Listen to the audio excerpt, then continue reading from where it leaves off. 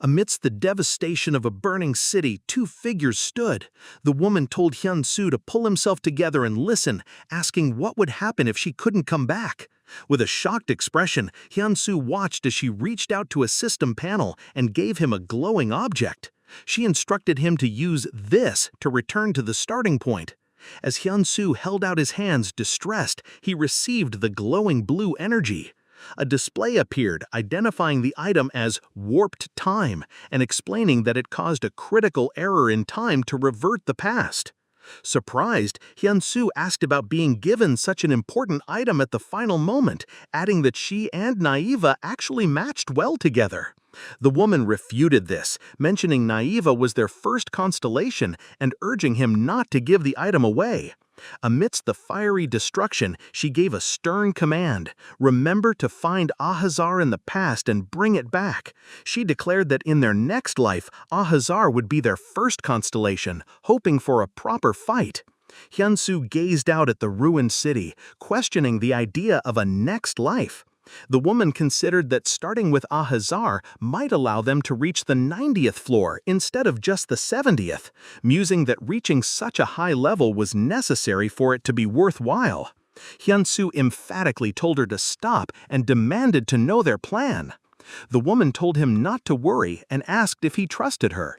She smiled confidently, promising she would come back safely. Waving goodbye, she walked away into a bright light. Hyun-soo thought that he shouldn't have let her go like that, wishing he had held on to her for as long as possible, explaining that Hyun Habin's farewell from the last run wasn't kept. The scene shifted to a city gate entrance. Men in hard hats looked tired under the bright sky, one suggesting they finish work quickly and go home. A person in a hard hat was seen pulling a heavy cart. A man nearby wondered why the young person was doing all the hard work, while someone else added that they also worked at a potion factory and were usually diligent. Two men called out to the person pulling the cart, who stopped and looked back. With a sound of surprise, she held up two fingers and asked if she would get a bit more pay for working so hard, before adding that double was too much. 5 years ago, countless gates had suddenly opened and monsters poured out, causing people in the city to run away screaming. At the same time, people known as Awakened appeared in the world. Hyun-soo had looked surprised as blue energy pulsed around him. They were called Hunters, fighting against the monsters. Because of that, existing social classes based on jobs, education, and family background disappeared, and only Hunters began to thrive in society. But that had nothing to do with me, really.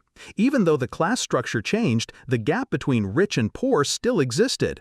Those who didn't awaken had to make a living doing grunt work like cleaning up after gates or working in potion factories. A worker offered a water bottle to Habin, who reached for it. She explained that she was one of them. Another worker asked if she saw the message that popped up earlier. She replied that she was busy and had skimmed past it, asking what it was.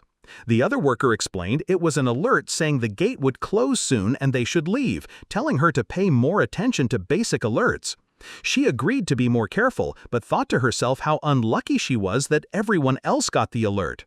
She wondered why she was the only one who didn't get it, since system windows and alerts should appear for her as a player. Silently, she wished for the bug to be fixed soon, noting it had been 5 years. She was faking seeing a system window, fearing she wouldn't get a job if others knew she wasn't awakened. A large monster was seen being moved as a final message thanked them for their hard work. A man told her she did well and wished her a safe trip home. The woman asked if he had seen the person she mentioned earlier, and he replied that he would contact her if he saw her brother. She thanked him.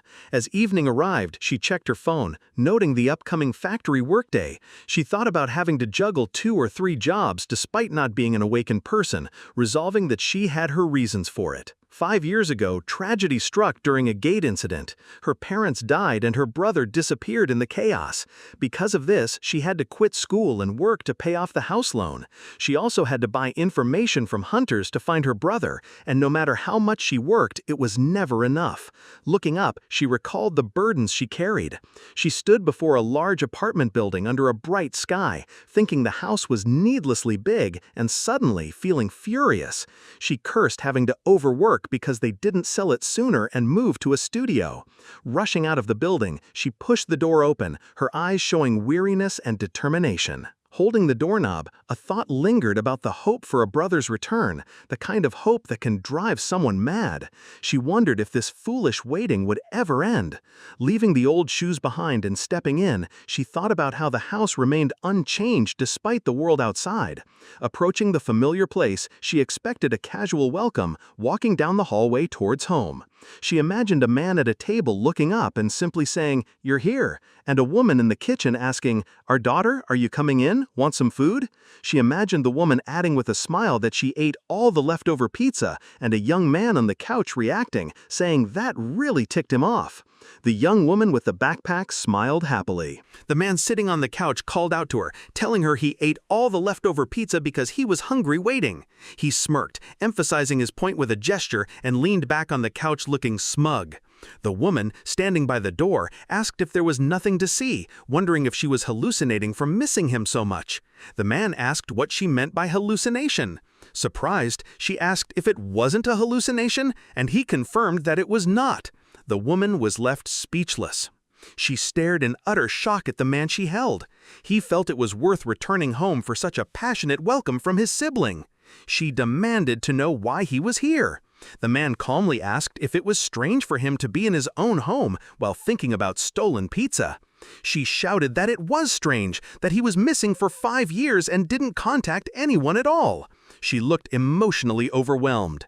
The man's eye showed a flicker of recognition, followed by a realization. The woman suddenly grabbed his shirt, asking what was happening.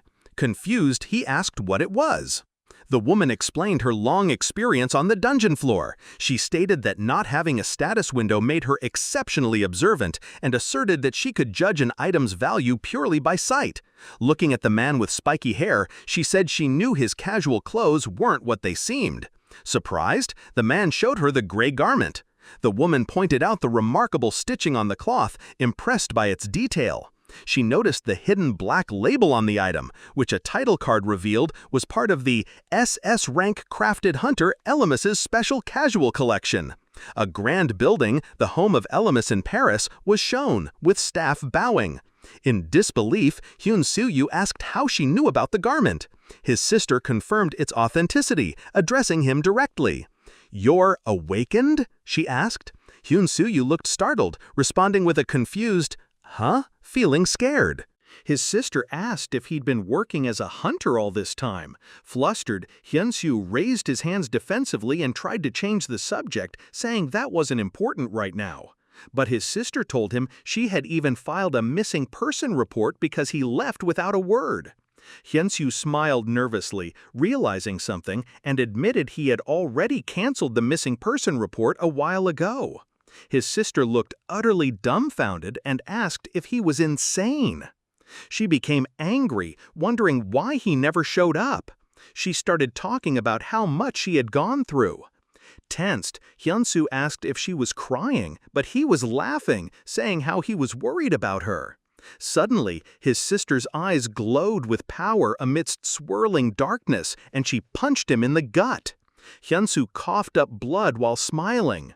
Loud, powerful impacts resonated near the buildings as she angrily yelled about all the hardships she had faced, insisting he should have contacted her if he was alive.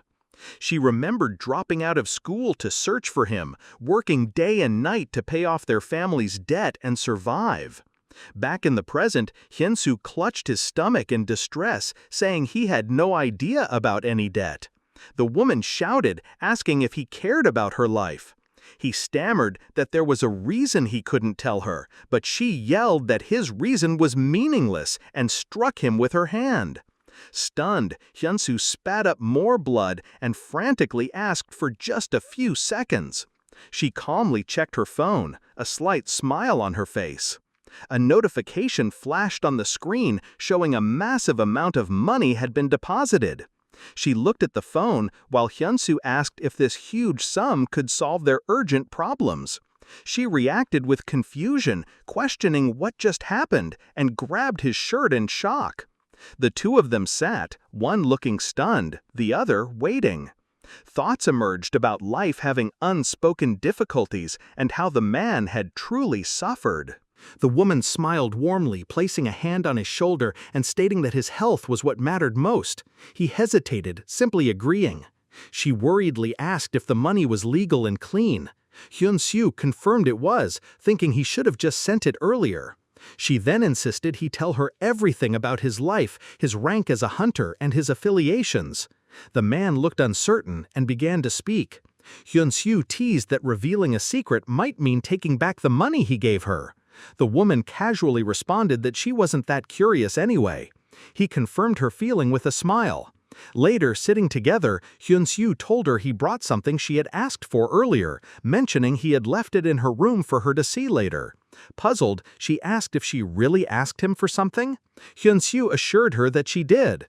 She thought to herself, wondering if such a request was real, acknowledging that forgetting was possible after 5 years apart. She also found it odd, feeling like she wouldn't be the type to ask him for anything in the first place. She questioned him again, asking if he was sure the item truly existed. He confirmed it did, telling her to consider it a birthday gift he went through trouble to get, and specifically instructed her not to sell it. As he stood up, she asked where he was going. He replied that he had to leave for work but would come back again sometime. Surprised, she asked for confirmation, wondering if he would really visit again. She called out, asking Hyun-soo to wait a second.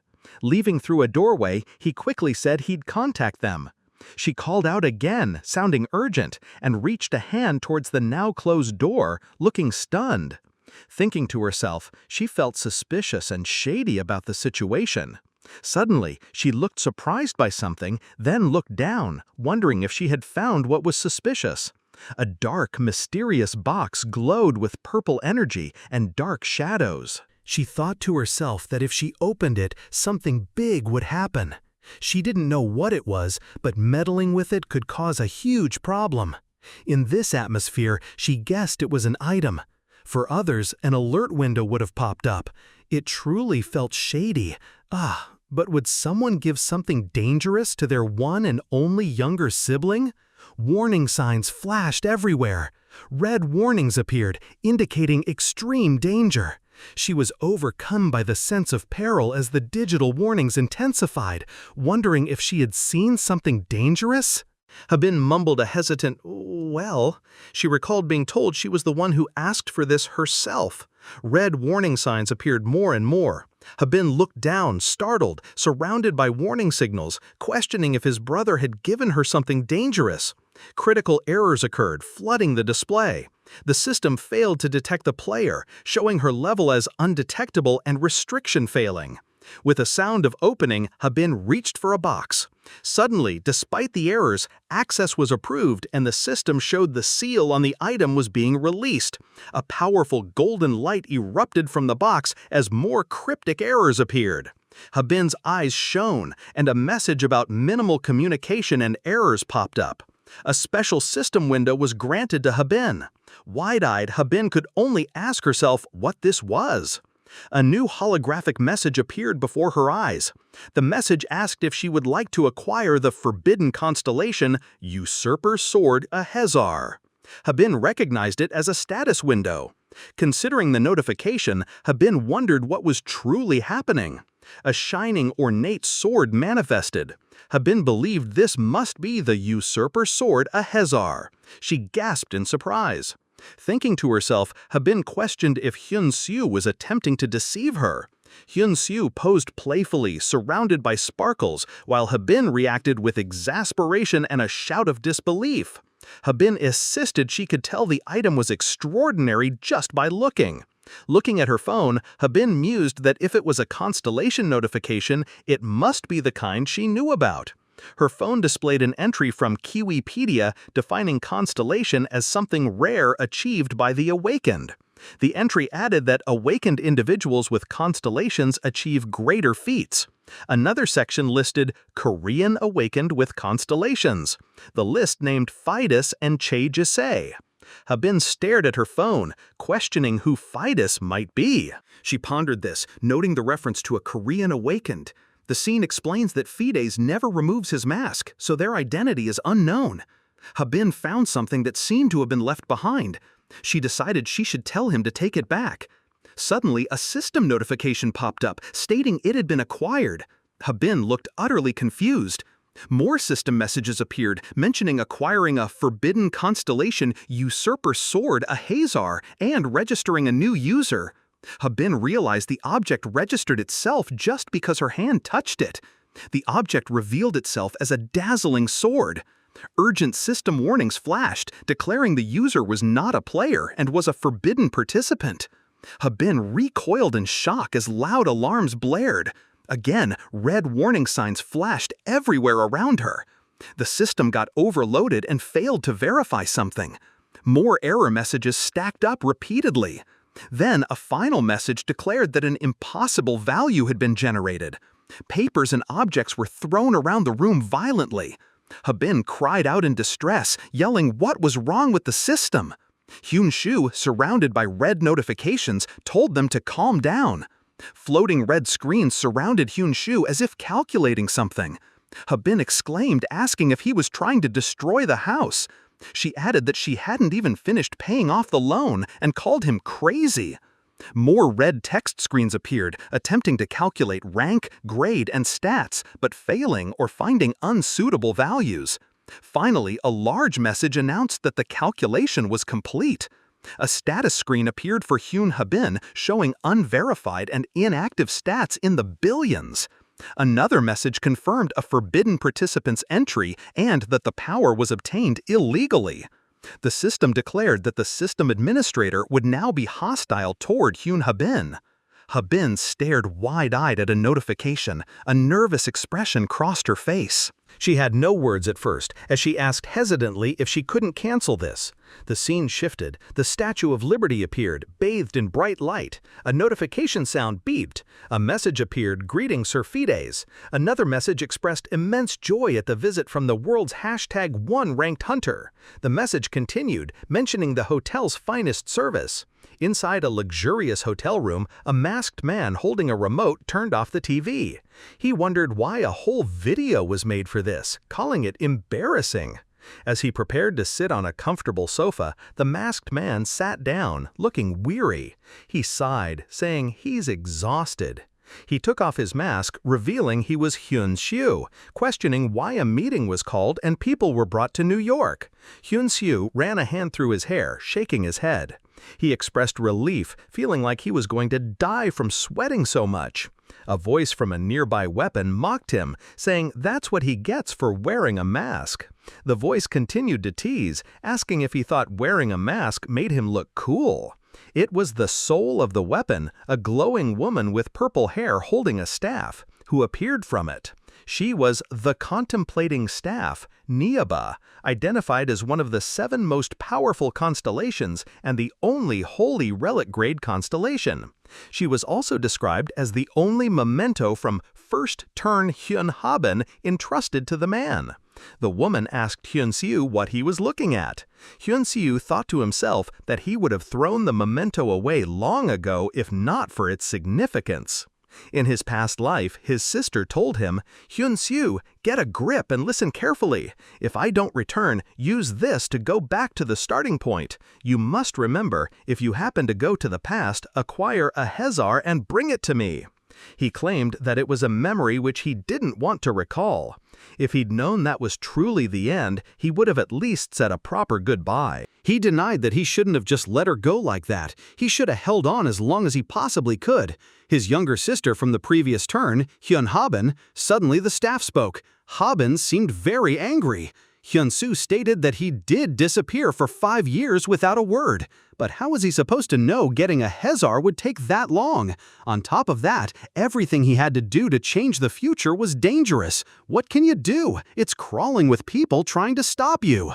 The staff replied, "True, both of you should live under different identities and not approach each other until you're established. If only I could tell her all this, Habin's anger might cool down."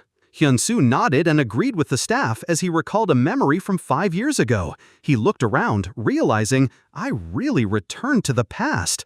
Holding a withered branch, he thought, it said it could only be used once, and now it's really gone. Looking at the sign, he wondered, a temporary shelter? Does that mean it's right after a gate opened? Habin shouted, Hyun Habin is alive! Hyun-soo thought quickly. I have to hurry and tell Hyun Habin that I have regressed. A warning message appeared before Hyun-soo. Warning, this statement is fatal to system maintenance. Delivering this statement will turn the system administrator hostile. Seeing this, Hyun-soo reacted in frustration. Hyun-soo proposed he would go find a Hezar and wait a little. A system warning popped up saying this statement was fatal and will turn the system administrator hostile. The system showed its tongue to him. Hyun-soo reacted with confusion. Coming back to the present, Hyun-soo thought about why the warning didn't appear when he told Naiba. He wondered about the rules for contracted constellations who share memories. Relaxed on a couch, Hyun-soo said he had passed it on and Hyun Habin will take care of it. He remembered Hyun Habin saying something about hitting rank -1 if she started with a Hezar. He questioned if Hyun Habin was joking about a negative rank, wondering if a negative rank even existed. A status screen materialized, showing Hyun Habin's information with level, unverifiable, class, guardian of deceit, patron, a Hezar, grade, X, final, rank, -1. Hyun Habin stared at the screen, looking shocked. She asked quietly if this was real. A shining sword, a Hezar, suddenly appeared and declared, "It is real." Hyun Habin cried out, startled by the sword. The glowing sword spoke, thanking Habin for saving it. It explained it thought it would be sealed forever. She firmly grasped the sword's hilt. The sword reacted with confusion. Habin abruptly announced her intention to cancel their agreement and leave. Habin held the sword as it frantically protested, exclaiming she can't just reseal it. The sword insisted that resealing was impossible now that the seal was broken. Habin stubbornly declared she wanted to reseal it anyway. The sword desperately revealed it's already registered as Habin's constellation. It shouted that she can't cancel her very first constellation. Habin struggled with the sword over the box, looking angry. She reacted with shock at the news of the constellation registration. Habin checked a digital screen displaying important notes on constellations. The screen explained the critical importance of the first constellation contract compared to future ones. Habin sighed deeply in frustration after reading the notes. The sword questioned why Habin disliked the idea so strongly. It boasted that despite how it sounded, it was the most powerful constellation. Habin reacted with surprise as she could now see the status window. She decided to check the constellation information herself. A holographic screen appeared, detailing the first constellation, O'Ridden, the most powerful god of war. It stated he was stripped of his status and sealed for treason. Habin recognized the name O'Ridden from legendary grade items. She wondered if this meant O'Ridden was also Holy Relic grade. Text clarified that Holy Relic grade was the highest level, with only one constellation currently holding it. Habin was shocked by another detail from the status window. She looked towards a luminous sword nearby as she denied it, because every other constellation would treat him as an enemy. The sword began to speak. It explained its treason was committed to prevent the world's destruction. It was the price paid for trying to stop the system administrator. The sword urgently warned that this world's destruction was imminent. It insisted the world would surely end if they failed to stop the system administrator. Habin responded to the sword's plight, finding its life pitiful. She concluded that even though it was strong, it was also a total outcast. The sword reacted to being called an outcast. Habin paused, considering what she's heard. She decided to assume the sword was telling the truth for now. Habin reasoned that if the world ended anyway, getting stronger was still a good thing. She concluded that focusing on getting stronger was the immediate priority. Habin worried that revealing her power would make the system and everyone else hostile towards her. The sword let out a surprised sound. Habin wondered if she was really supposed to break through all that opposition and danger to stop the destruction. The sword hesitated, unsure how to respond. Habin asked when the sword thought the world would end. The sword replied that in its world, it took about 30 years after the first signs of destruction. Habin calculated that since the gates appeared about 5 years ago, they had about 25 years left. The sword agreed that her calculation was probably correct. Habin slammed her hand down with resolve. The sword excitedly asked if she had finally decided. Habin, sparkling with enthusiasm, declared she would play as hard as she could for the next 25 years. The sword reacted in shock. Habin announced she would do everything she wanted and live without any regrets. She walked away with determination. The sword was confused and asked if she planned to let her overwhelming power just go to waste. The sword reacted with a bewildered sound. Habin argued that she wasn't the one who will be using it. Her expression was wide-eyed and somewhat relieved. The glowing sword seemed to provoke the suggestion of aiming for ultimate power. Habin recalled her past goal of becoming an awakened person to find her family. But Habin stated her family suddenly reappeared today. The sword asked if she had other desires, perhaps for money. Habin admitted she did want money, but then revealed she unexpectedly received a huge sum today. She held up a symbol related to money. A surprised reaction came from the sword. Habin revealed her true intention was to enjoy her life for 25 years with the money. Her eyes glowed with dollar signs and she smiled greedily. She looked at something on her phone. Habin cheerfully thanked the sword as she left. She struggled to recall the sword's name and said goodnight. The other party, a small creature, was so shocked that the sword's spirit left its body. In shock, the sword wondered what he was supposed to do now. It was that day, at a regular, boring school, someone wondered if something could finally happen in her life. Maybe like becoming part of a fantasy game or a dungeon break with hunters. Habin asked him if he ever got tired of using the same old stories for her comics. "Do I?" he asked again. His name was Hyun Si-woo. Hyun Si-woo just thought it would be fun to live a life like that. "Don't you think so?" he asked her. Habin looked back at Hyun Si-woo. Habin looked back, pondering her past words. Hyun Si-woo gazed upwards, sensing something amiss. Suddenly, the sky turned a dark, ominous red. People gasped as a black hole crackled open in the clouds. Confusion spread as they wondered what was happening to the sky. "Is that a hole?" someone asked. The strange opening intensified, filled with crackling energy. Loud roars erupted as a monstrous creature began to emerge. Skeletal figures were pulled from the swirling abyss. Back in the classroom, students screamed in terror. Habin looked around, stunned by the chaos, asking what the monster was. As she got overwhelmed, she thought this was insane. Hyun Habin cried out to Taiseo, asking if he saw it. Taiseo replied that it was a status window. Hyun Habin reacted in disbelief. Looking at the strange window, he murmured about a wish. A man was looking at the status window and declared that the wish came true. The shimmering light rained down onto the classroom desks. Then a voice spoke to Hyun Habin on the phone, delivering sudden and difficult news. It told her that her parents were caught in the gate incident. Standing alone in the hallway, Hyun Habin reflected that her entire family had vanished, like a cruel twist of fate, except for her. She thought about how hard she had tried to become a hunter and reclaim everything. Habin screamed, desperately calling for the status window and a quest. But even her frantic cries brought back nothing. "Why won't it work?" she thought, kneeling in despair. The moment she gave up on everything and finally came to her senses, all that was left was debt, loneliness, and the crushing fear of not surviving another day. Only the cold, brutal reality remained. So that's how it was, she realized, shock and pain washing over her face. Lying there defeated, strange lights and sounds began to appear around her. Suddenly sitting up, Habin looked around, startled by the change. A voice asked Habin if she was awake. A Hazar screamed as Habin put her leg on him. Habin's presence demanded to know why a Hazar looked into its past. A Hazar quickly denied snooping, pulling away, as he explained that the first constellation always shares memories. A Hazar's immense power began to crack the floor. A Hazar frantically told Habin to calm down before the floor broke. A Hazar wondered about this intense power. Energy radiated outwards. The floor was visibly broken where a Hazar was. A Hazar reminded Habin it warned her the floor would break. A Hazar shouted, scared that it was Habin's fault, not its. A Hazar yelled that Habin awakened it and it cannot control its power yet. Habin sighed, wondering how she will fix the broken floor. But Habin decided something else needed to be handled immediately. Habin looked at her phone, still holding a Hazar. The scene shifted. Typing sounds echoed in the quiet office. Hyun-soo let out a weary sigh. Perhaps it was time to call it a day.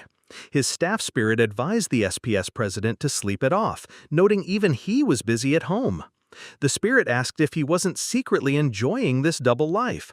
The man reacted in disbelief, asking what the spirit was talking about. The spirit recalled the lazy person who used to melt into the couch watching TV on days off, showing an image of the man lounging with someone named Podong. She said he was like a dog out running errands. The spirit added that with the boss's generous spirit, delicious food was delivered from all over. The spirit couldn't understand how he ended up handling all the difficult international hunter issues and managing associations, still pulling all-nighters because of it.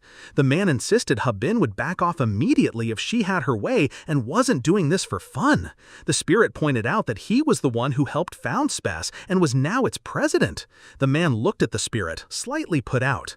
The spirit leaned in, teasing that he didn't really need to work this hard and looked like he was enjoying it. The man groaned in utter frustration. As his phone started vibrating, Hyun-soo looked at it with a puzzled expression. Messages from Habin appeared on his phone screen. Habin asked about a sword he left behind. She said it was buzzing intensely. Habin asked if he lost it. She stated she didn't need weird gifts. Habin told him to get back home immediately and take it back. The spirit was visibly shocked by the messages. He internally questioned what was happening, wondering what kind of twist this was. He thought about a Hazar seal being released and the contract being made. The spirit pondered the situation. He questioned why Habin and Ahazar weren't getting along like before. Hyun-soo stood up, looking worried. The spirit asked what was going on. Hyun-soo decided he needed to go home and check things. He turned away, hesitating. Hyun-soo worried that he might not stand a chance if they were fully awakened. At Habin's place, the sword spirit stated, "If my memory's right, you're being targeted by the system not because of me. Even though the rest of the world integrated into the status window, you couldn't, so you must have been an error from the start. You got on the system's bad side. And your power? It's abnormal. Even with my strength, there's no way you could have had that kind of power. It's definitely an overload caused by a system glitch." Habin sat on the floor, distracted by her phone. The sword shouted, "When someone talks, you're supposed to listen." "You're not even human," Habin replied. Habin was texting her boss, confirming she'll be on break forever from now on, so he didn't need to give her any work. She happily shouted, "Done! I told everyone I quit! I'm so happy! I'm gonna live my best life until the world ends!" Habin cheered and raised her arms in excitement as Ahazar the sword stood nearby, shockingly asking, "Wait, did you even hear what I said? Did you even listen properly?" Habin happily looked at her phone, thinking about signing up for streaming services she couldn't afford before. $10 a month, that used to feel like such a huge deal.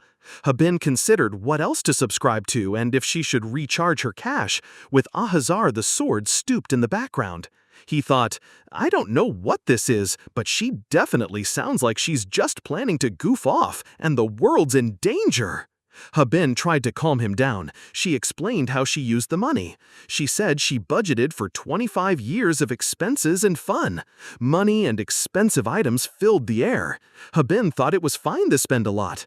Habin was happy with all the money and her new things. She finally got to watch all the shows she missed. Habin said she was binge-watching now. The sword spirit guy was really angry and told her that's not important now. There was a sudden sound. Hyun-soo announced he was back. The sword guy recognized Hyun-soo and asked if he came to save him. Hyun-soo smiled confidently by the door, simply denying it. A powerful effect surged. Habin suddenly charged forward. Hyun-soo looked surprised, surrounded by light. He said he got caught too. He was taken down instantly. Habin demanded to know what the gift he brought really was. Hyun-soo confessed that he wished he knew himself. He thought they just needed to get through this somehow. Hyun-soo then asked Habin if she always treated her brother this badly. She made a threat. "Do you have a death wish?" He pleaded with Habin to let go of him so they could actually talk. Still holding a Hazar on him, Habin pressed, asking if this thing wasn't from his work and if he had taken it by mistake. Hyun-soo insisted it had nothing to do with his job and reminded her she was the one who asked him to bring it. He explained it was a package with her name on it that he was told to take home, and Habin admitted she had forgotten about asking him. Habin reacted with disbelief, exclaiming how she could send herself a package when she was thought to be missing. Hyun-soo thought to himself that Habin was sharp and that this drastic measure might be the only way. Both Habin and Hyun-soo realized the absurdity, questioning how a package could have come from herself. Habin pointed out that Hyun-soo hadn't even considered that fact, while Hyun-soo frantically wondered where the package came from and who sent it. He gripped Ahazar tightly. Questioned about the sword, the person admitted they threw the packaging away, and they were just trying to make it sound like a birthday gift to gloss over things. She gripped the sword tighter, annoyed as she revealed she only said it was hard to get just to brag. She thought that made way too much sense, and it was annoying. Habin looked annoyed. Hyun-soo smiled playfully. Hyun-soo boasted about his skills earned in his second life. Hyun-soo looked confused about the sword. Habin was shocked that Hyun-soo didn't know anything about it. Habin despaired, wondering how she could explain things if even Hyun-soo was clueless. Habin, wielding Ahazar in a panic, screamed that the world was ending and begged Hyun-soo for help. Habin's eyes widened in terror. Habin started yelling intensely, telling the sword he couldn't just scream that all over town. The sword yelled that humanity needed to know. Meanwhile, Hyun-soo thought to himself that sometimes ignorance is bliss. She issued a harsh threat. She warned that blabbing to others would result in being sealed away. The sword reacted with a gasp. In another moment, Habin confronted Hyun-soo. Habin expressed her fear of being killed and facing an unknown enemy. The sword reacted with clear annoyance.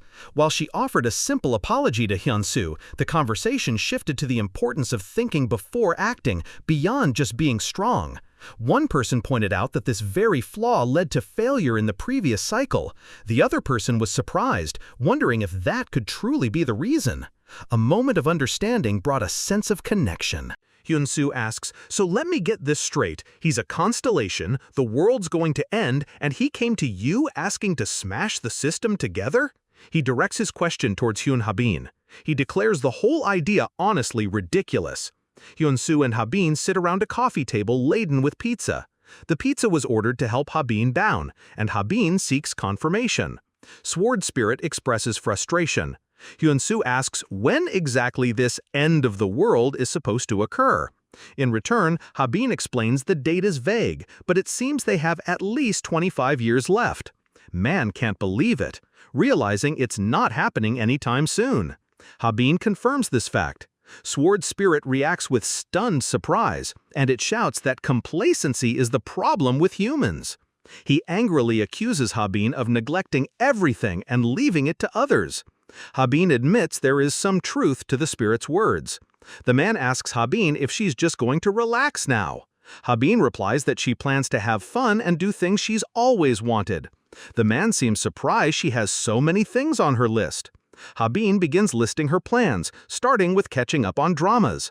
She continues, mentioning a list of restaurants she wants to visit. Habin adds that she also needs to spend time on her hobbies.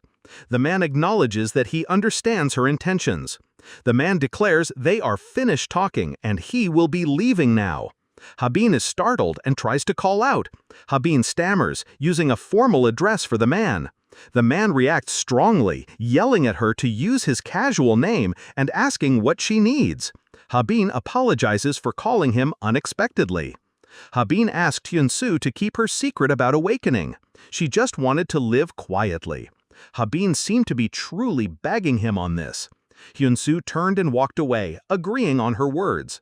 As Hyun-soo walked towards his door, a staff spirit questioned if he was really leaving. The spirit called out to Hyun-soo again. Just as Hyun-soo was about to enter his house, footsteps echoed as he stood outside his door. Thoughts raced through his mind, wondering if he would fight the system again. He thought it seemed like she made a safe contract with Ahazar. Standing in the hallway, Hyun-soo thought about the past 5 years crawling through hell to save Ahazar. He also thought about how much he suffered climbing to rank 1 and wondered if it was time for Habin to help out now. Reaching out his door, he thinks about finally subscribing to streaming services. Just a small cost now, but it felt huge before. A sudden realization hits him. What other services can he sign up for? Maybe he should add cash to his online account too. He remembers years of faking knowledge about popular shows. Turning, he decides to binge-watch everything he missed, starting now. He realizes that's how he lived for 5 years, unable to enjoy anything others did, never having time to rest. If it were the Hyun Habin before she returned, she would be at the top now, thriving. And the reason he couldn't was because he ended up taking Niaiba, the constellation that was supposed to be hers first. He states that this set off a butterfly effect. Technically, the past Habin caused it, so he should blame himself. Staff Spirit speaks, "Wow, this guy. He really are flaky as hell." Then she thought, either feel bad or be shameless. Pick one. Man blamed past Habin for everything. Staff Spirit shows her frustration. Man thought in frustration she was doing fine based on scattered info, as he was holding his head. He continues, he should replace his informants, admitting he didn't even know she was in debt. He was distressed. He thought to himself that he had no idea she was struggling so much. Staff Spirit questioned if he was really going to leave her like this. His hand reached out as he wondered what else he could do if she wanted to rest. Spirit then asked, who would stop the world from ending? Hyun-soo walks away. The Niaiba spirit says that without Habin, there's almost no chance of winning. Niaiba tells Hyun-soo that sometimes the world just ends. She reminds him she is his constellation, but he is talking nonsense. Hyun-soo grins confidently. He asks if it's truly impossible for someone like him to stop it. The Niaiba spirit looks shocked. Hyun-soo says that Niaiba really can't lie. A description shows the details about Niaiba, the thinking staff, for her insight and judgment. He thinks Niaiba's calculations are probably accurate, but he considers forcing someone who finally has time to breathe. He wonders how he could possibly drive her back to the battlefield again. Habin looks happy, holding her phones. An angry little sword spirit is near Habin. Hyun-soo walks down the street. The staff spirit floats next to Hyun-soo and realizes what Hyun-soo is thinking. Hyun-soo felt that another attempt wasn't guaranteed to succeed. He thought it was better than clinging to false hope and suffering again. Maybe it would be better to just accept fate and find happiness where they could. As Hyun-soo walked, Staff Spirit follows him, suggested that maybe this time they could stop it. She continues that this version of Habin was stronger than ever before. Hyun-soo told Spirit that even Oraiden's people had failed at that before. He reminded her that they had failed too, once. No matter how powerful Habin was, it wasn't right to put everything on one person. Spirit asks Hyun-soo what about his 5 years of hard work. Hyun-soo responded that he didn't suffer at all, actually. Thanks to Habin giving Niaiba to him, he just hit rank 1 and cruised all the way. As Hyun-soo walked away, Niaiba followed. Hyun-soo thought that he wasn't the one who had it rough. Spirit tells him that he cannot hide something as clear as the sun. She wonders if Habin has great potential. She believes that Habin's power will surely be seen by the world. A government letter arrives for an awakened examination. Habin reads the notice while a sword spirit asks what it is. Habin explains the letter is from the government about a test for awakened people. Sword Spirit exclaims that their power must have been sensed.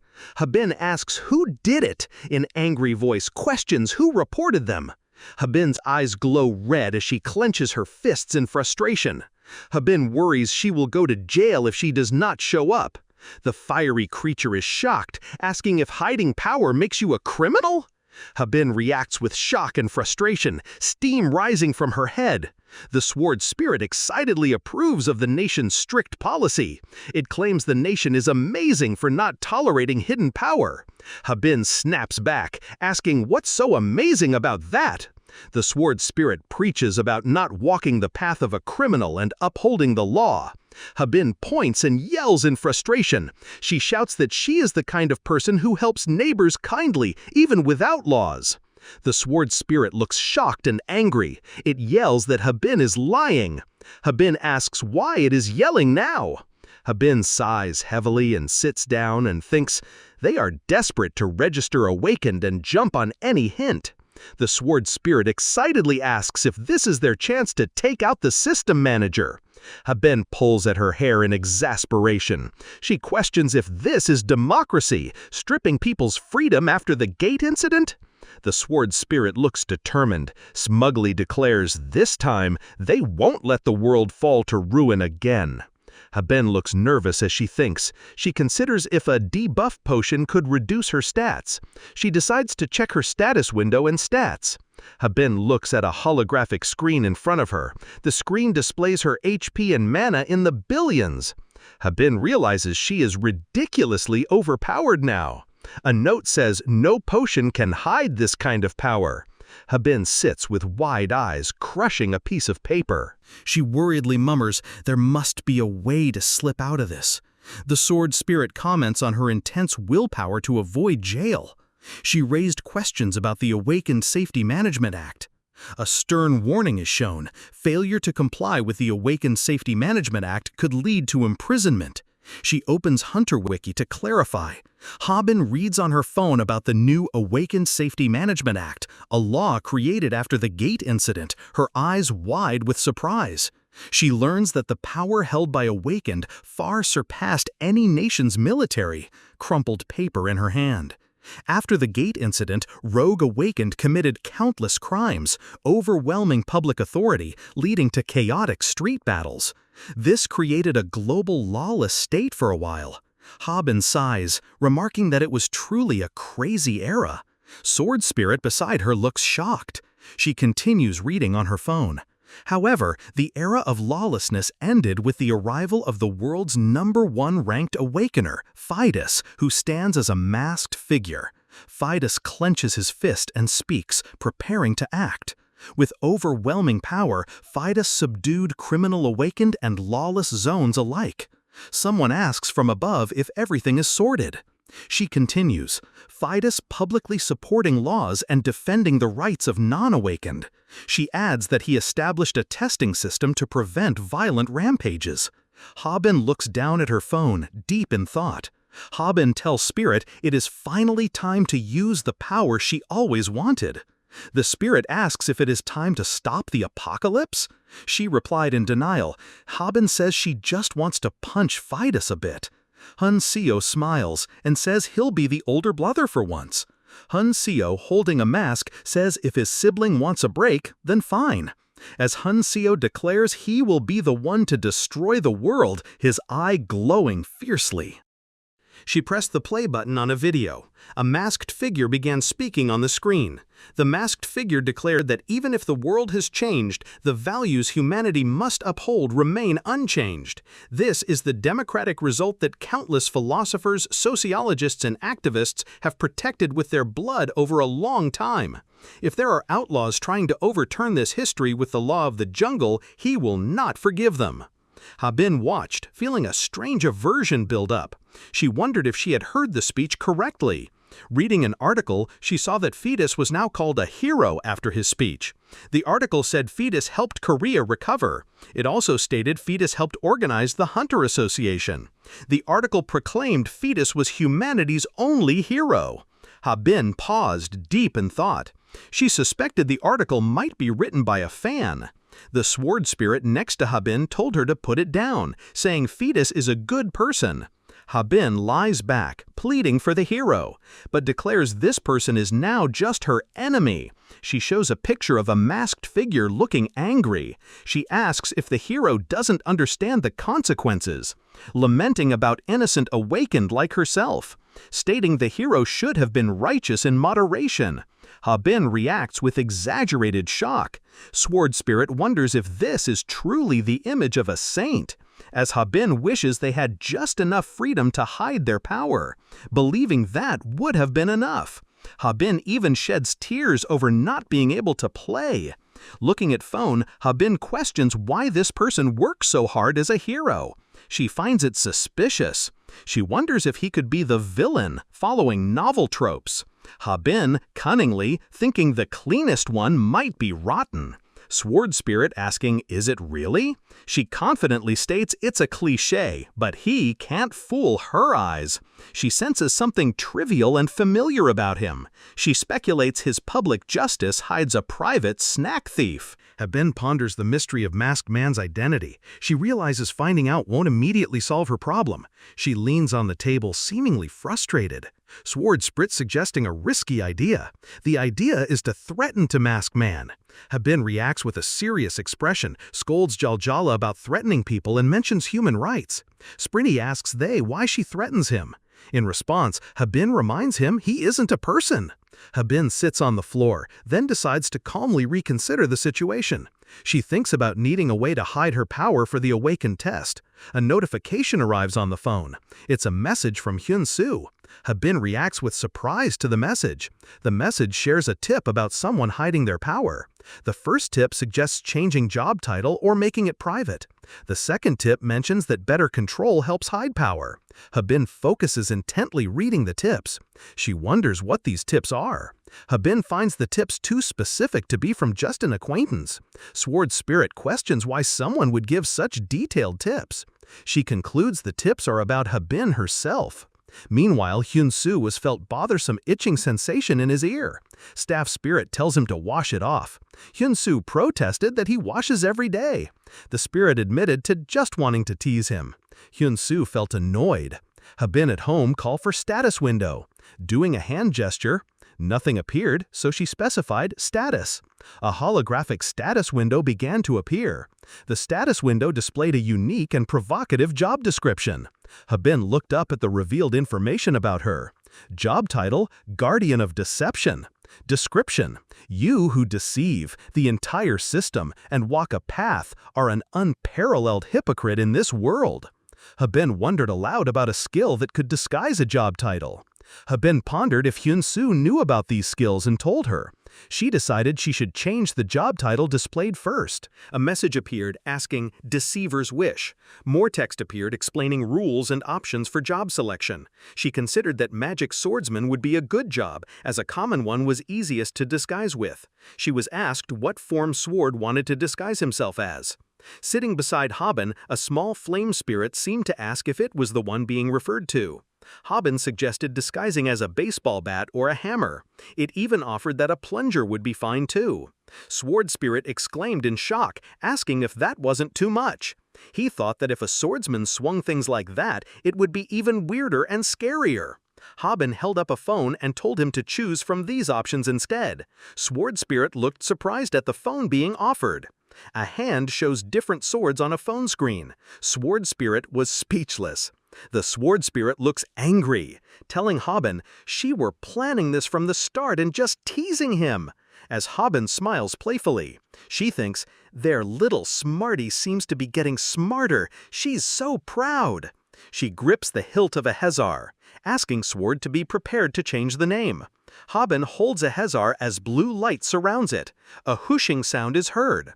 She says, "Good, it's a very ordinary sword." Habin holds a Hezar giving instructions, not to speak anyone when they outside, except her. The Sword Spirit looks dejected, agrees. Thinks inwardly, she'll just threaten him again if he don't comply anyway. Habin looks thoughtful, looking at a holographic screen. She thinks, now then, what's left is stats. What should we do about this? It says we can't change stats with Deceiver's Wish. She reacts, these crazy. Habin continues to think. She wonders, but they'll measure mana stats in the awakened test, right? She realizes, then the peaceful daily life I dream of is ruined, isn't it? The Sword Spirit suggests to confront the system administrator, so he wouldn't need to change like this. Habin thinks to herself not to give up and learn about her enemy. Sword Spirit seems to agree, saying, that's right. The Sword Spirit then urges Habin to confront the system administrator and reveal her power. Habin is annoyed and pushes the Sword Spirit away, saying she doesn't want to. She declares she will get the lowest grade and live her life however she can. Sword Spirit cries out in frustration. We are told that Habin searched through many documents to understand the awakened test. It was a truly passionate effort from Habin. As a result, Habin was able to find important information. Habin realizes that simple testing devices use mana-sensing stones. Typing on her laptop, Habin wonders if they can also take precise measurements. She questions the point of needing precise measurements. Habin firmly decides she will use the simple measurement method to live an easy life. Habin looks wide-eyed and possessed. Habin asks if they got it. The Sword Spirit suggests getting some sleep for now. Habin is exhausted and rests her head on her laptop. Habin murmurs about needing to hide her stats. Habin is back at her laptop typing. Habin asks Spirit if she knows anything. The Sword Spirit replies, I don't know. The Sword Spirit looks away and starts trembling and sweating. Habin turns to look at the sword spirit. State that when the sword spirit says that, it can only mean he does know something. She adds that she has learned from him that lying is a skill. Habin glares angrily at the sword spirit. The sword spirit with fearful voice declared, I don't know. Habin smiles, resting her head on her hand. Habin comments that their smarty is a fool. Habin closes her eyes, looking tired. Sword states that he would really like to get some sleep first. Habin suddenly realizes something, tells him she shall status window. The sword spirit grows large and angry, letting out a shout. The sword yells that this is what it means and that it's cheating. Habin asks how it's cheating for it to look at its own constellation information. She calls out for status window. The screen explains the hidden arts, a basic technique for martial artists to conceal their presence. Habin is shocked, realizing it was such a fundamental skill all along. She gasps in surprise with the sword spirit flickering beside her head. Habin stood up, feeling confident, declaring she will master it before the test. She tells the sword spirit confidently to look forward to it. Meanwhile, the staff spirit seems exhausted and lets out a weary sigh. Finally, the day of the test arrives. Tall city buildings stand under a clear sky. Looking at the place, Habin wonders if this is the correct place. The camera pulls back to reveal a seemingly ordinary health center under a bright sky. Habin stands before the building, wielding her sword Ahazar. A shimmering light surrounds the scene. Inside the health center reception area, the setting appears strikingly normal, as Sword continuously mutters about something is impossible. Habin stands nearby, appearing unfazed by the spirit's reaction. Habin questions him about repeated exclamations of impossibility. Sword spirit vehemently insists that such a skill cannot be easily mastered. The spirit cries out in frustration, wondering what kind of person Habin is. The spirit explains that this type of skill is exceedingly rare. Meanwhile, a voice calls out to Miss Hyun Habin, asking her to use the testing device for her simple test. Habin agrees to the test with a cheerful reply. The testing device activates with dramatic effect, displaying various readings. The distraught spirit despairs, feeling the world is ruined by Habin's unexpected abilities, while Habin thoughtfully ponders how much of her power she needs to conceal. The wailing spirit pleads with Habin to at least pretend to listen to its desperate pleas. Habin thinks about erasing her presence, wondering if erasing too much might be bad. She considers that from the machine's view, she might not even be seen as a person. Hiding too much might make the machine judge her as an inanimate object, which would be troublesome. She decides to reveal just a little bit of herself. A tiny amount should be fine. Habin reaches out, wondering if this amount looks ordinary. A shimmering sound is heard. Another sound echoes. Habin's eyes widen in surprise. She says, "Huh?" A loud sound erupts. Blue energy surges from the machine. The energy swirls and flows. Blue energy courses through the air. Habin's eyes snap wide in surprise. He asks, "Huh?" The energy builds to a peak. A massive explosion of blue light erupts. The blast tears apart the surroundings. In another place, people react in shock to the sudden power surge. Habin looks on in bewilderment. It was machine which gets blast, but now there's nothing left. Smoke erupts from the shattered debris. The sword spirit exclaims, "Oh, as expected, what incredible power!" Habin stutters in disbelief. "What the?" She wonders, "Why is this thing so weak?" and laments, "She just wanted to rest at home in peace." She concludes, "If I've committed any crime, it's overestimating the scanner." Habin clutches her head in distress. She wonders if the offense was truly worth such an explosion. Man from office questions what occurred. Habin stares in shock. The air shimmers with a strange effect. Habin looks utterly panicked. She internally frets about how to explain the situation. Habin resigns herself to the situation. She decides she must proceed. The sword spirit appears, looking smugly gloats that she must reveal her powers now. Man nearby reacts to the smoke and debris. He tells it's busted and asks if she is all right. He declares the item is defective. Man and Habin stand facing the sword spirit. Habin angrily confirms the item is definitely defective. Hyun-soo questions the statement in disbelief. Hyun-soo asks them to repeat themselves. Habin becomes agitated. She angrily asks how they could install defective equipment paid for by taxes. Habin shouts, asking what if she had been injured. The sword spirit dismisses her concern, claims that even if the machine exploded 1,000 times, she wouldn't burn a single eyelash. Habin declares she'll report the situation to the news. Man recoils in terror. The sword spirit seems appalled. Finally, the civil servant believed Habin and granted a retest at a different center. Spirit shock and disbelief as if this is still just blackmail, and retest is underway. Habin lies still, resolving to play dead even if mistaken for an object. This was Habin's firm intention.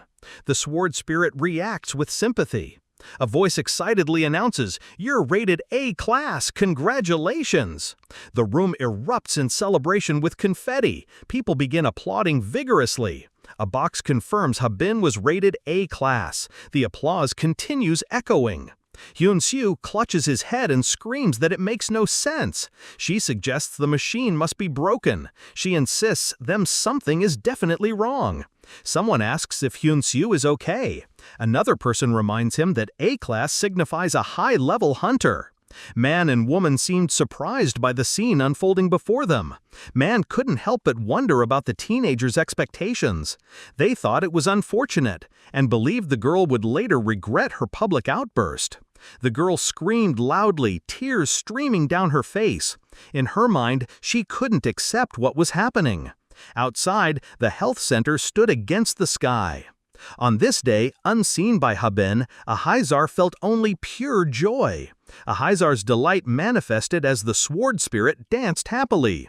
Habin was sleeping on bed. She felt like her easy life was over. Habin mourned the loss of her blissful days of lounging in bed. The sword spirit tried to console her, asking why she was upset.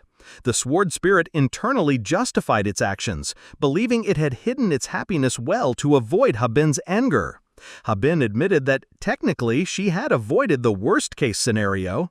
As pyramid shows of rank, she explains the incredibly small number of SS, SA, and S-rank hunters makes tracking detailed rankings difficult, contemplating the possibility of reaching SS rank or even higher.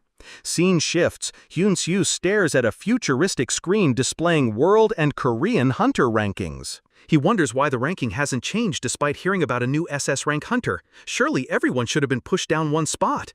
People would naturally question this, especially since below A rank, the sheer number of hunters makes detailed tracking pointless. Habin looks panicked, realizing these high ranks are the last chance for any kind of private life. But her hand reaches out towards a paper on a desk. Habin sits on her bed, holding the document, feeling a lack of freedom, especially as an A rank.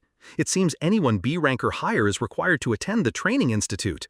Reading the new hunter orientation information sends a jolt through her. She realizes refusing to go will lead to her arrest and imprisonment. She yells in frustration. She wanted C class. As Sword Spirit wonders if C ranks are exempt from the training center. A voice explains C ranks get to train comfortably online. Habin imagines herself relaxed, doing online training in pajama pants. Explains that B rank and higher must train in person for a full month under constant supervision.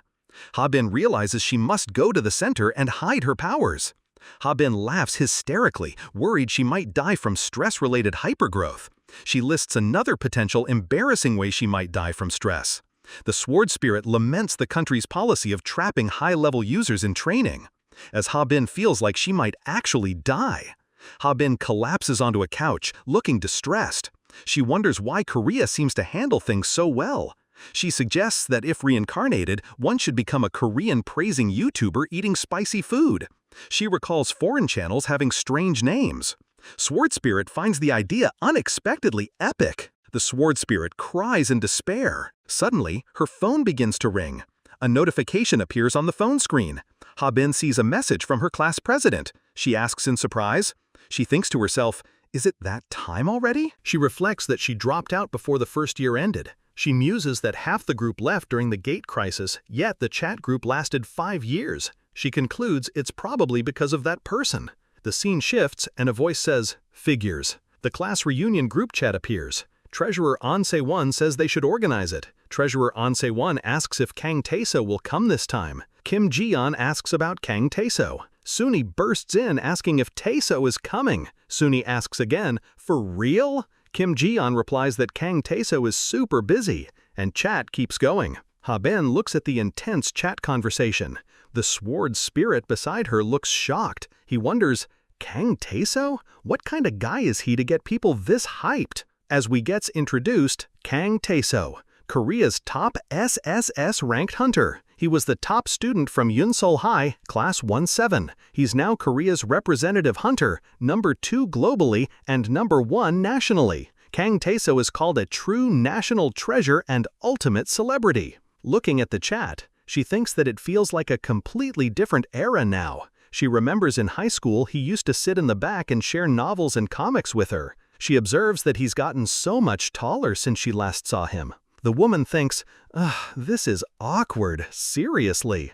She wonders how to describe seeing a long-lost friend's face plastered all over the streets. Her phone starts pinging with notifications. The woman complains that her phone is heating up from the group chat. She thinks, honestly, the group chat only exists because they secretly hope Kang Tae-so will message one day, and the only reason it's still going is because he hasn't actually left the chat. She looks angry. She remarks on people looking down on him in the past and wonders why everyone wants to see someone else and not her, frustrated about missing reunions. The sword spirit states that success changes everything and people would cling to her if she revealed herself.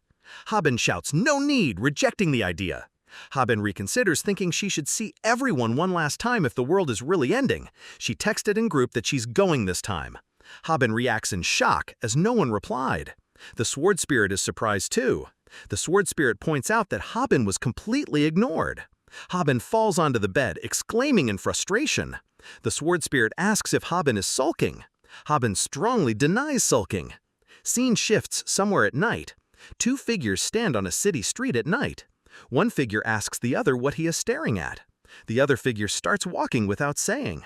He gets clueless watching him walking.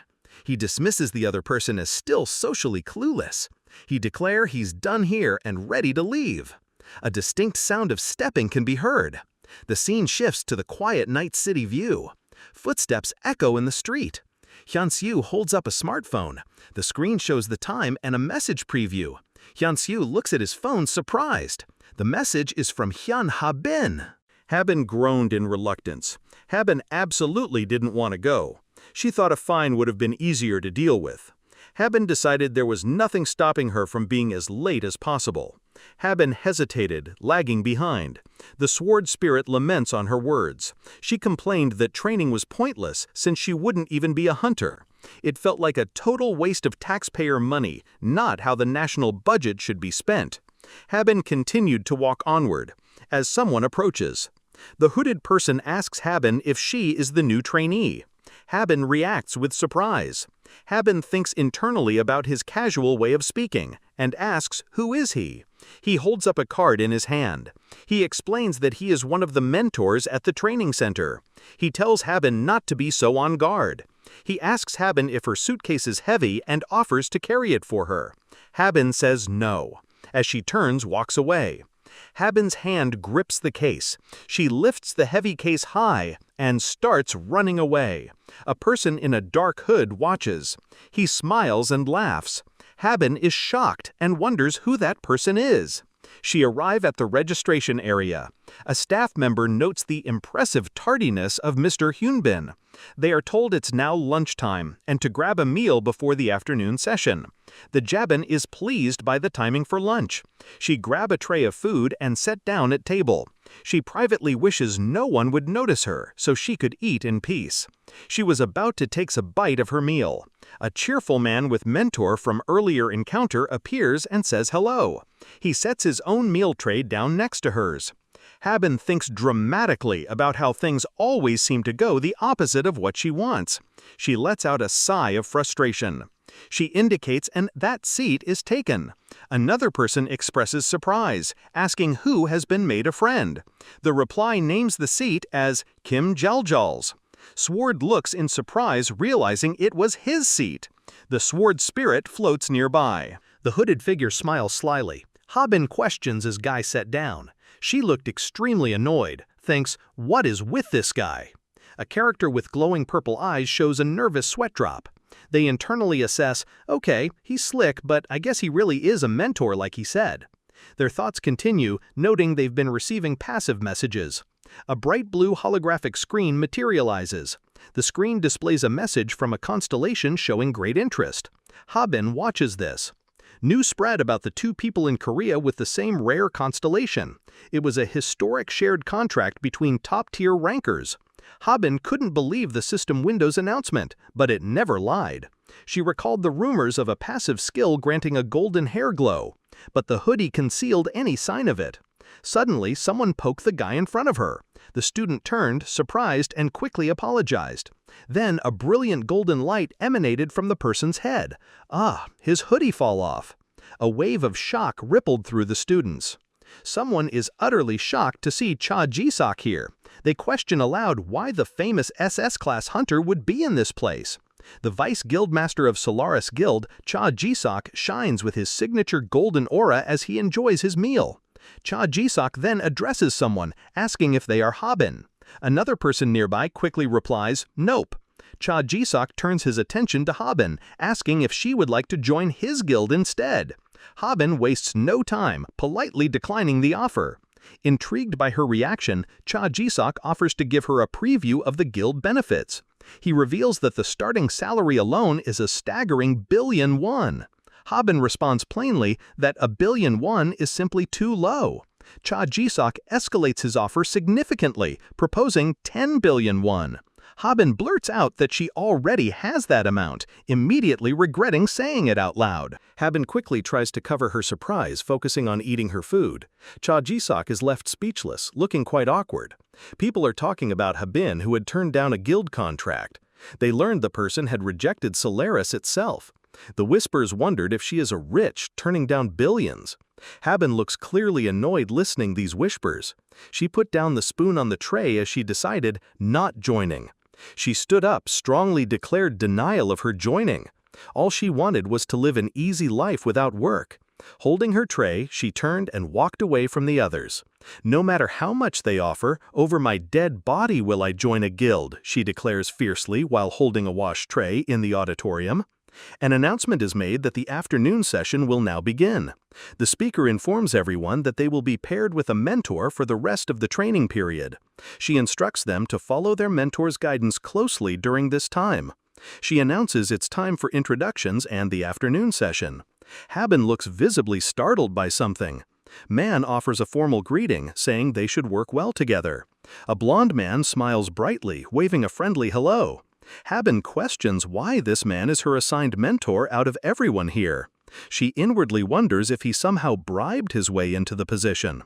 The blonde man calls out to Habin. Habin immediately rejects him, declaring she won't join his guild no matter what he says.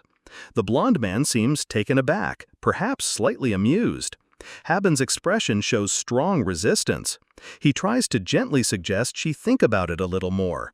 Habin delivers a firm and blunt "nope." Her face is set in a resolute refusal. A narrator notes this is the hardline version of Hyun Habin. The blonde man looks slightly surprised by her unwavering stance. Loud knocking echoed through the air.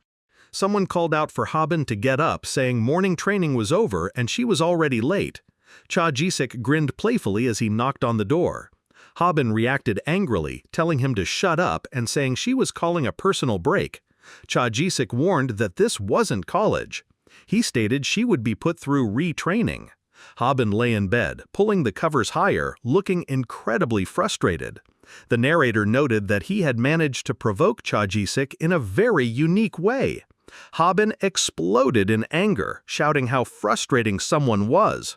The narrator added that, aside from that, Ch.1-8 started lingering around Hyun Habin a lot.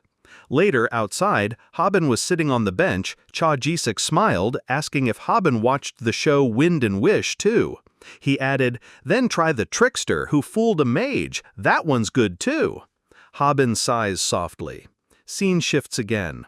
A laptop screen is shown. Habin lies in bed, wrapped in a blanket, looking at her laptop screen, feeling sleepy.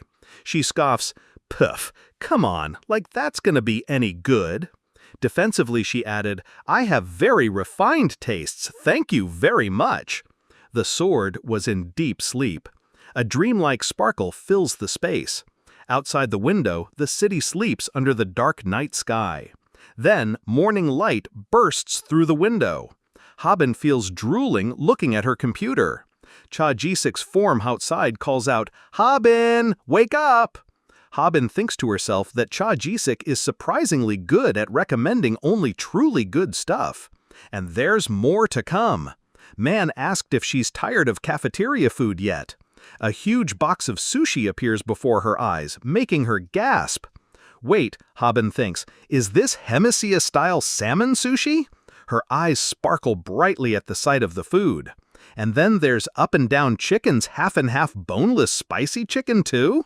No way, Habin exclaims. Is this Yeomdan tonkatsu from Jeju? She realizes you have to wait 17 hours for this, wondering how this is possible. Habin realizes all the food is from her apocalypse wish list. Ch.1-8 offers her a box. She questions what is going on. Habin eats looking surprised. She wonders why the vice guildmaster of Solaris is trying so hard. A text box explains the top guild in Korea is Kaligo, led by rank 1 Kang Taiso. Aswi introduces the Solaris Guild, co-founding by Korea's number 2 and number 3 rankers. It is stated that Ch.1-8 is one of them. Someone wonders if all this effort is just to scout an A rank. She concludes that Ch.1-8 knows something and came here for a reason. Ch.1-8 ate his food, meanwhile Sword feels proud his power had been recognized. Habin throws the sword down as the sword spirit shrieked in protest. He demanded why not. Habin responded she didn't know. Habin fell onto the bed near the sword spirit and Ahazar. Habin thought nothing major would happen. Sword spirit added a little excitement might be nice. The next day arrives, someone from staff explains, today's training involves clearing a mirror dungeon. The dungeon adjusts monsters based on your stats. You'll have your mentor with you, so don't worry. Habin shocks, gasps, exclaiming something major is happening. Habin feels like she should call in sick right now. Ch.1-8 tells it's too bad for her, as it's a required course with no skipping allowed. Ch.1-8 asks Habin why she's already looking for an excuse to ditch. Habin shouts back, her face full of frustration, saying it's about her survival. She thinks she can't say that part out loud. Her stats are revealed, 2.1 billion each, unheard of X-class, rank number 1 overall. Habin looks utterly shocked and overwhelmed by her own power level. She wonders what kind of monster could possibly match her level. The next group called for the test is announced, Group 7, Ch.1-8 and Habin. Habin reacts with startled surprise. The crowd murmurs enviously about teaming up with Ch.1-8. They bet he will just carry the whole team himself. Ch.1-8 approaches Habin as Habin calls out to him. She tells him they've talked enough that she feels she should tell him something. He suddenly shouts at him to run. Habin looks back wide-eyed and scared. The young man prepares himself as energy surges around him. After the gate disaster, 2 types of dungeons began to appear. A massive, ominous tower rose into the sky. The first type is a massive tower called the kill screen. Each floor of the tower contains a special dungeon that can be cleared, but the difficulty is so high that only high-ranking awakeners can attempt it. The second type is a randomly generated gate, a dungeon that suddenly appears right in the middle of populated areas. A hand presses firmly. The most well-known example of these training-type dungeons is the Mirror Dungeon. Unlike other dungeons, the Mirror Dungeon has no fixed rank, and it generates monsters that match the participant's level. Habin looks on, her eyes wide with unease. Beside her stands Ch.1-8, ready to go inside the gate as explanation continues. Even after clearing it, it doesn't disappear, and this allows participants to leave freely. Ch.1-8 and Habin walks towards this Mirror Dungeons. Thanks to this unique trait, the Mirror Dungeon is considered the perfect training ground for trainees. Habin looks to the side, her expression uneasy. Ch.1-8 and Habin walk together towards the glowing entrance. Blue light and particles swirl, indicating a shift in reality. A vast, empty desert landscape stretches out under the sky, the wind howling. Ch.1-8 stands with Habin, looking out at the desolate land. A digital interface appears. Checking participants' rank, as Ch.1-8 feels everything creepy. Chaji smiles and tries to reassure her, to nothing to worry about. He adds, the monsters might look scary but should be the right level. Suddenly, an error message flashes. A warning that the dungeon threshold was exceeded appears. The system announces the final grade is S. More garbled text fills the screen, showing multiple high grades. Chaji-sak and the woman look shocked. Chaji-sak exclaims in disbelief about the rating. A system notification appears. It announces the rank assessment is complete. Chaji-sak looks on in surprise. Distorted sounds and effects fill the air. A monstrous purple eye opens. Another notification appears. It warns of monsters matching the participants' level. A massive clawed foot slams onto the ground. A critical alert flashed across the sky. It warned, unnamed creatures have been summoned in large numbers. One massive creature appeared and let out a powerful roar. The ground shook and trembles with a loud crash. Habin and Chaji-sak stood watching the terrifying scene unfold. Chaji-sak stands protectively in front of Hyun Habin, telling her to get back. Chaji-sak urges, warning about the creatures. A sense of unease washes over Chaji-sak. He can't see their HP bars. Purple energy starts gather around the mouth of monster. A massive purple energy blast streaks forward. Sounds of immense power echo through the crumbling environment. Chaji-sak urgently grabs someone to pull them away. He yells that something is wrong and they need to escape immediately. Chaji-sak's eyes glow with intense focus amidst the chaos. A stark red message flashes. It declares that exiting the dungeon is impossible until it is fully cleared. Someone reacts with shocked disbelief, exclaiming that it can't be right. They realize this restrictive condition only occurs in SS-grade special gates. Chaji-sak makes a choked sound, his face showing strain. He summoned his golden weapon. Chaji-sak launches a blindingly fast assault with his twin golden swords. Distant monstrous figures react as the attack approaches. Chaji-sak's explosive golden energy connects with the monstrous targets. He pushes through with another fierce glowing slash. Chaji-sak observes the scene, his yellow eyes sharp. He thinks about his attacks aren't working against the imposing figure. Is it because they don't have a health bar? What in the world is happening?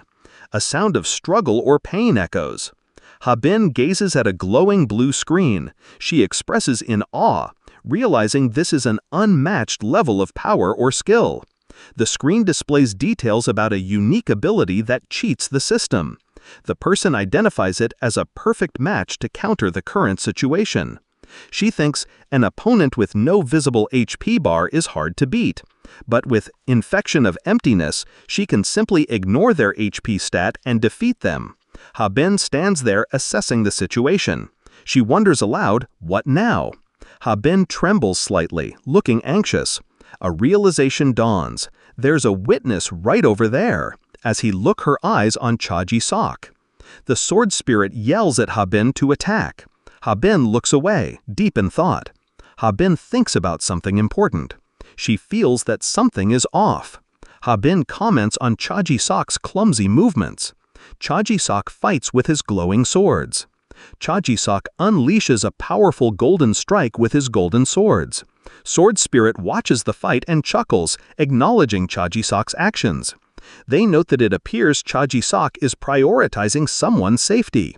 Habin stands amidst the debris while the Sword Spirit floats close by, looking startled. Habin activates the Infection of Emptiness kill. A system notification confirms that from this point on, all enemy HP stats will be ignored. She again gives a command, deactivate the agility restriction. A notification confirms the agility stat is now treated as 2.14 billion. The Sword Spirit cries out, excited for the true power to be shown. Habin decides to end this and silence the witness afterward. The Sword Spirit reacts in shock, asking about silencing the witness. She grips the glowing blue sword, and at last, she activates Rebirth of the War God. System confirmed. Now initiating. Habin holds out her hand as power surges around her. A message appears stating that Ahazar's skills are being retrieved. Habin prepares to unleash the power. Habin gathers immense red power into her blade. Then, Habin jumps high and unleashes a devastating pillar of red slash. Intense red energy explodes outwards. Dark, sharp forms lash out with incredible force. The air fills with the sound of a massive impact. Ch.1-8 coughs, cries out in pain as scene unfold. Ch.1-8's eyes widen in utter shock. "No way," Ch.1 whispers in disbelief, realizing this defies logic. Habin moves with incredible power, slashing through.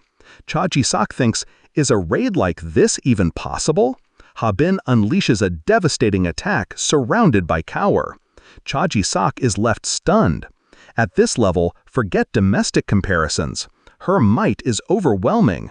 Oh, he corrects himself. Actually, this level of strength is unmatched on Earth. As a massive surge of energy erupts from the ground, Habin stands at the center of the immense power. The earth around them cracks and breaks apart. Sword Spirit wonders how their skills are being used so well. The Sword Spirit demands to know, when were you analyzed? The Sword Spirit looks shocked. Habin holds her sword ready for action. Habin tells him to save his breath, as she is busy.